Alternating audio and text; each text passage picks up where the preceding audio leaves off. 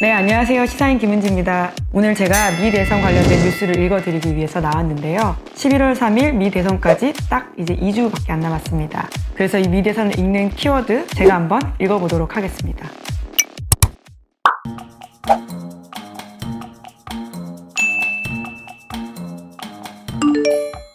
Hi, perhaps you recognize me. It's your favorite president. I got back a day ago from Walter Reed Medical Center. I spent...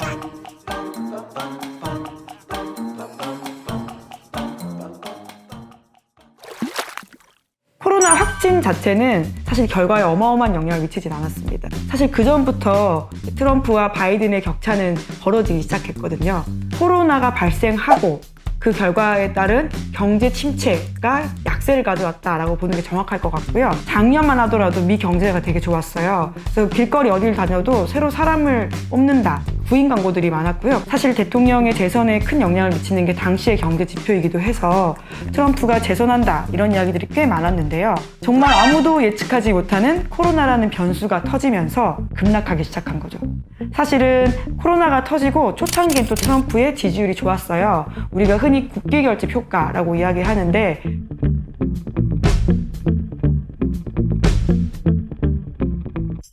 실제로 9.11 테러 사태 때도요. 부시의 지지율이 올라간 바가 있습니다. 그런데 이게 아주 일시적인 효과이고 코로나의 여파는 하반기가 될수록 더 드러나고 있거든요. 그렇기 때문에 사실 트럼프의 코로나 확진 소식은 이 코로나 뉴스의 거의 절정과도 같다라고 볼 수 있는 거죠.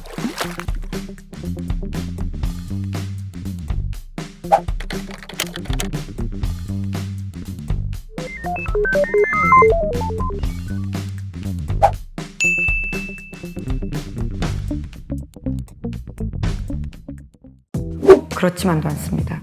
이게 미국 선거의 굉장히 독특한 점이라고 할 수 있는데 한국에서는 단순 다수로 한 표라도 더 많이 얻은 사람이 당선되잖아요. 근데 미국은 그렇지가 않습니다. 아니 이게 무슨 소린가? 라고 궁금해하시는 분들이 계실 텐데요. 실제로 2016년이 그랬어요.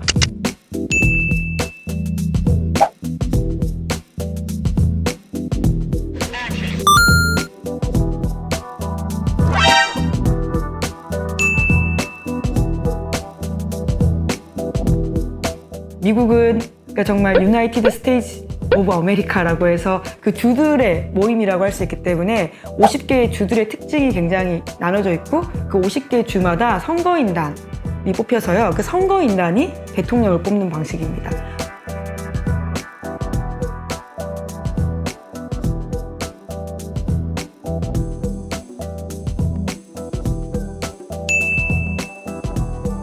A라고 하는 주가 있다고 할게요. 그 A라는 주에 할당된 선거인단이 10명이라고 하고 만약에 11월 3일 바이든이 60%, 트럼프가 40% 득표를 했다고 하면요. 보통 생각에는 선거인단 6명, 4명일 것 같잖아요. 근데 그렇지가 않고요.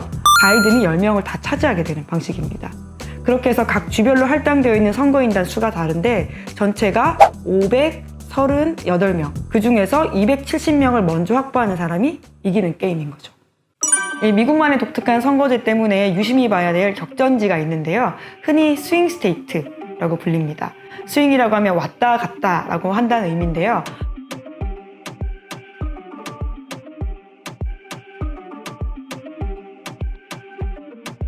그래서 그 주들을 유심히 봐야지 선거 전체 결과를 알 수 있다.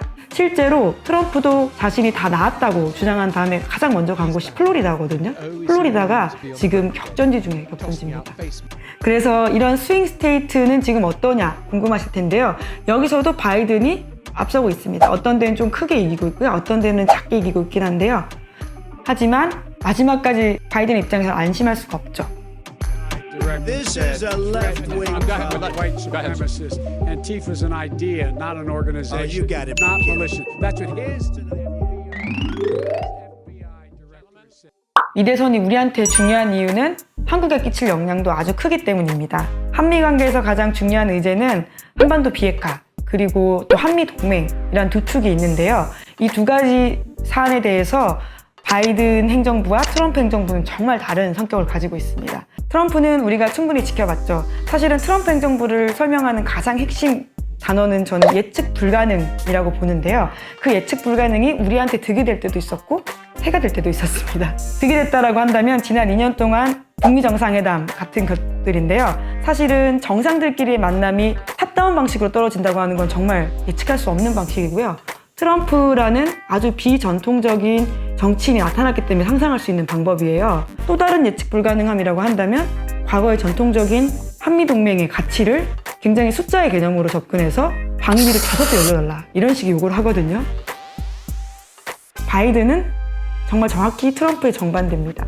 상원 의원만 30년 넘게 했고 게다가 부통령을 8년이나 했던 워싱턴 정가 엘리트라고 볼 수 있는 사람이에요. 그렇기 때문에 아마 전통적인 문법을 다시 따를 가능성이 크고요.